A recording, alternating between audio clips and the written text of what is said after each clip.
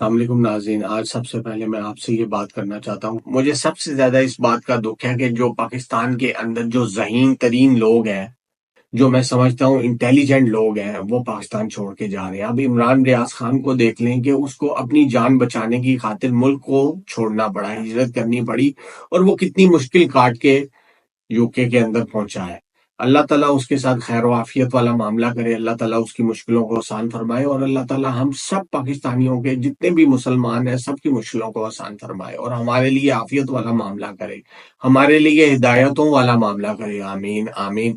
اور میری سب سے یہ گزارش ہے، سب پاکستانیوں سے یہ گزارش ہے کہ ہم عمران خان صاحب کی آواز بنیں، ان کے میسج کو دور سے دور زیادہ سے زیادہ لوگوں تک پہنچائیں۔ یہ اپنا فرض سمجھ کے کریں، کیونکہ دیکھیں آپ، عمران خان صاحب تو جیل میں ہیں اور ان کی پارٹی کے اوپر اور بہت ساری ذمہ داریاں ہیں، ان کے کارکنان کو پکڑا جا رہا ہے، ان کے کارکنان کے اوپر تشدد کیا جا رہا ہے، ان کے پاس اتنی فیسلٹیز نہیں ہے کہ وہ اپنی آواز کو صحیح طریقے سے پاکستان میں لوگوں تک پہنچا سکیں۔